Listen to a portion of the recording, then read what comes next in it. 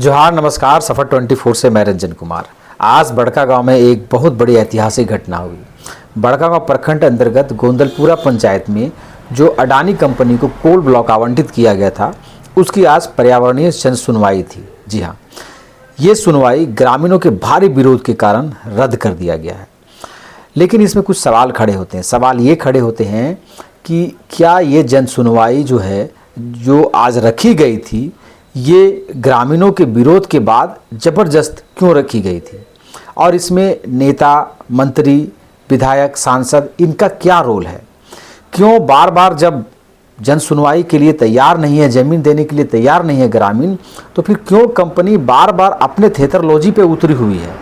यहाँ सवाल ये भी उठता है कि आखिर सरकार के नुमाइंदे, आखिर वो जनप्रतिनिधि जो जनता के हितैषी बताते हैं, वो कर क्या रहे हैं? क्या जनता हाथ में तख्तियां की जगह पर हाथ में आज हथियार उठा लिया है? इसका जिम्मेवार कौन है?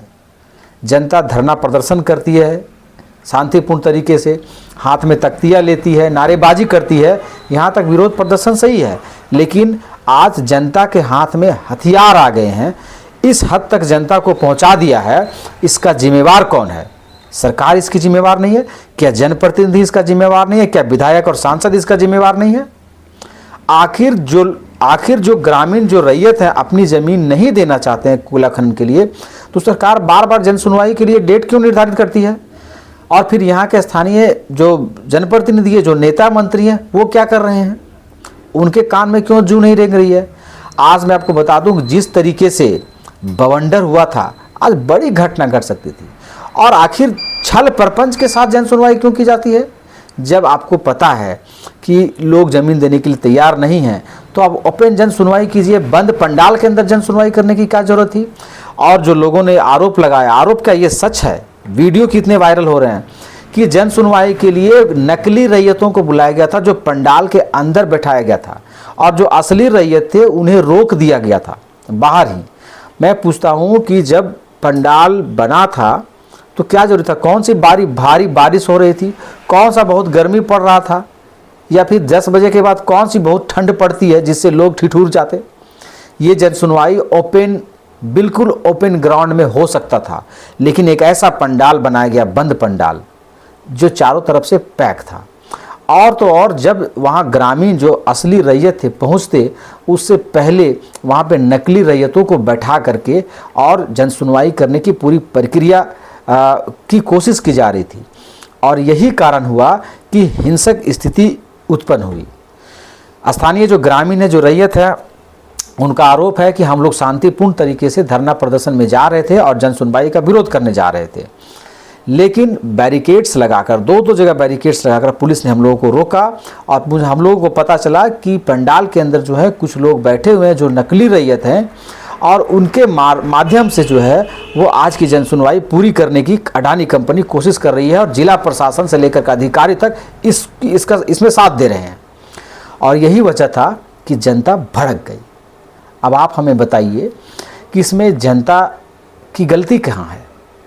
यहाँ पर तो जनता को बेवकूफ़ बनाया जा रहा है। एक तो जो जनता ज़मीन नहीं देना चाहती है, रैयत ज़मीन नहीं देना चाहते, आप ज़बरदस्ती जन सुनवाई रखते हैं, उसके बावजूद भी उस पर छल और प्रपंच किया जाता है, लोगों को मैनेज किया जाता है, प्रशासन को, पुलिस को, मीडिया को, अधिकारी को, सबको मैनेज करके एक बंद पंडाल के अंदर जन सुनवाई रखी जाती है। Is it right?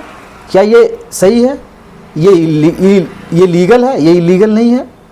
तो इलीगल तरीके से लोगों की ज़मीनें हथियाने की कोशिश चल रही है, और इसमें कोई भी जनप्रतिनिधि जो है खुल करके वो जनता का समर्थन नहीं कर रहे हैं।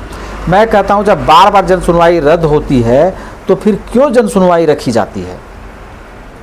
और जब इतने दिनों से ज़मीन नहीं ले पाई है, कंपनी बार बार आती है, अलग अलग कंपनी को बदल करके और कोई ब्लॉक आवंटित किया जाता है, क्या ये तमाशा नहीं है?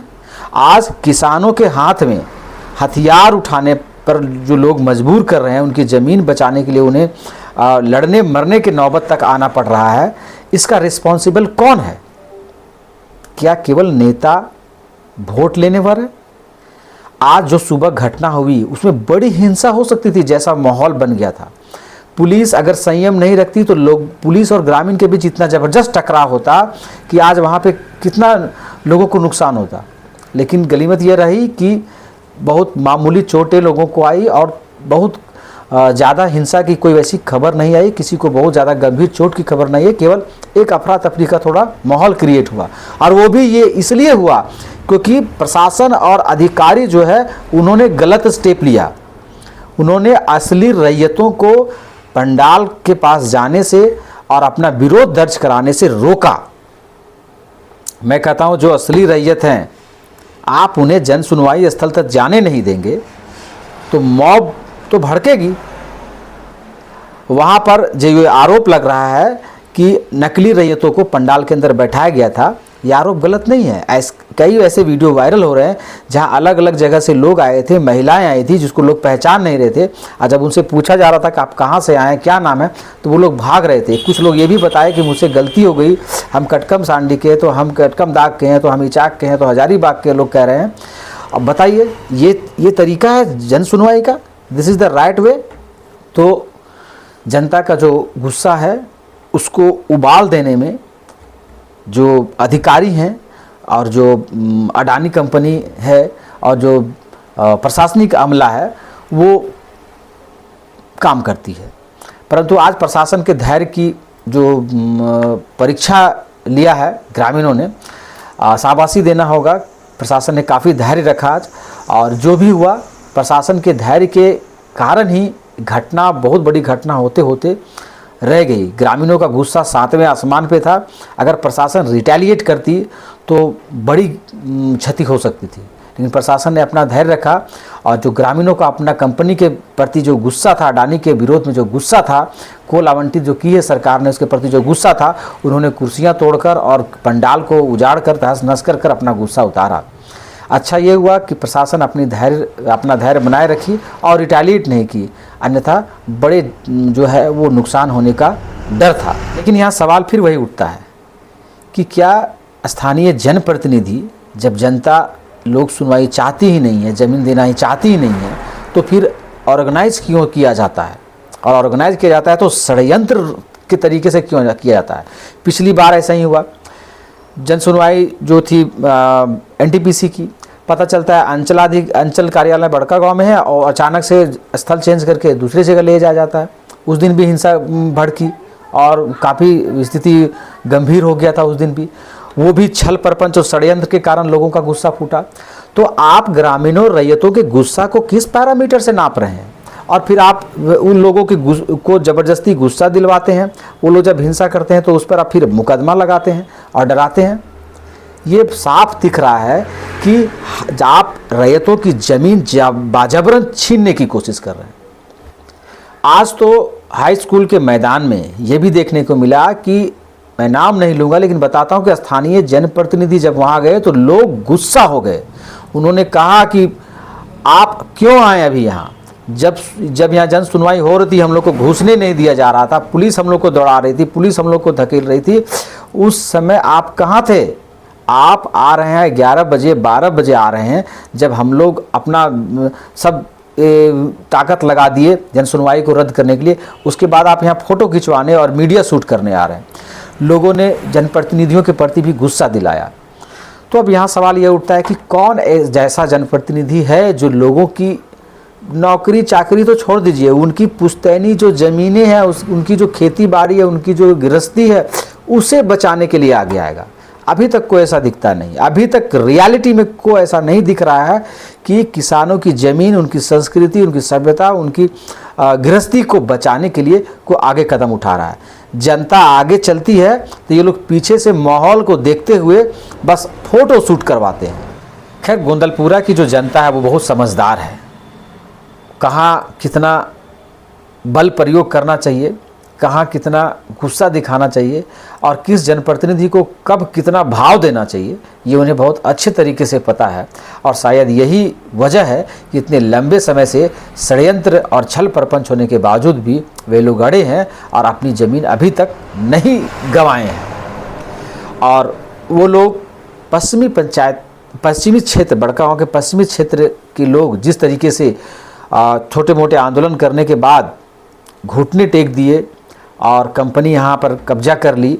अभी भी मतलब एक इतिहास बनकर रह गया है कि अभी भी ग्राम सभा जो पंकरी बरवाडी कोल माइनिंग के लिए हुआ था वो ग्राम सभा फर्जी हुआ था। अभी भी इसकी आवाज़ें उठती है, लोग कहते हैं कि फर्जी ग्राम सभा कराया गया था। और लोग जो है वो ग्राम सभा पास होने के बाद आज देख लीजिए कि स्थानीय जो लोग हैं वो लोग कहते हैं कि हम लोगों ने ज़मीन दे करके बड़ा ही नुकसान किया और आज कंपनी मनमानी कर रही है, किसी की नहीं सुनती है। रोजगार का बात हो, स्वास्थ्य का बात हो, चिकित्सा का बात हो या फिर कोई भी सुविधा की बात हो, कंपनी कुछ नहीं सुन रही है, अपने मनमानी तरीके से चल रही है। जिसको मन होता है नौकरी देता है, जिसको मन होता है जितना मुआवजा देता है। और मुआवजा का भी जो लिमिट है वो बहुत घटिया है कंपनी का। तो ये सारी चीज़ों को देखते हुए जो पूर्वी क्षेत्र के जो लोग हैं वो बिल्कुल अड़े हुए हैं। और वो लोग ऐसे अड़े हुए हैं कि मतलब आप समझ लीजिए कि उन्हें कोई डिगा नहीं सकता। कितना छल प्रपंच और षड्यंत्र किया जाता है। आज दिन भर माहौल इतना गर्म रहा, इतना तोड़फोड़ मचा, उसके बाद जब जनसुनवाई रद्द करने की बात आई तो अधिकारी कह रहे हैं कि आज की जनसुनवाई को स्थगित की जा सकती है। ये क्या बात हुई? आप स्थगित क्यों कर रहे हैं?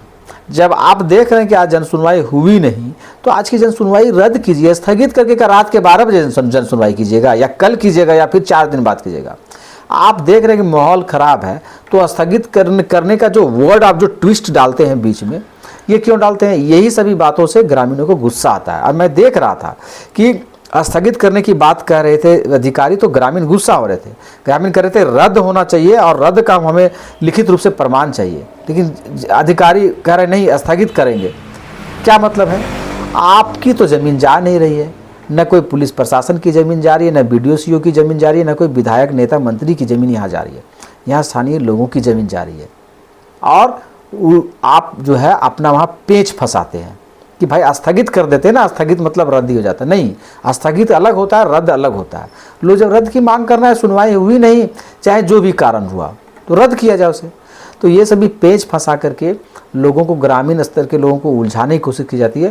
लेकिन कंपनी शायद ये नहीं समझ रही है कि ग्रामीण स्तर के लोगों को अब इतना आसान नहीं है बेवकूफ़ बनाना, क्योंकि वहाँ भी लोग काफ़ी पढ़े लिखे हैं और अब चीज़ों को समझते हैं।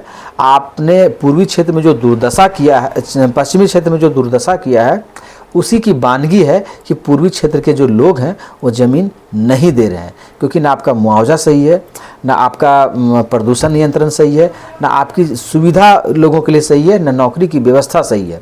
तो लोग अपनी ज़मीन दे करके और सड़क छाप बनना नहीं चाहते हैं। यही कारण है कि ज़मीन नहीं दे रहे हैं। और अब आगे देखते हैं कि क्या इसमें होता है। अडानी बैकफुट पर आती है। NTPC जो है उसकी भी कई बार जनसुनवाई रद्द हो चुकी है बादामकुल ब्लॉक के लिए, वो बैकफुट पर आती है।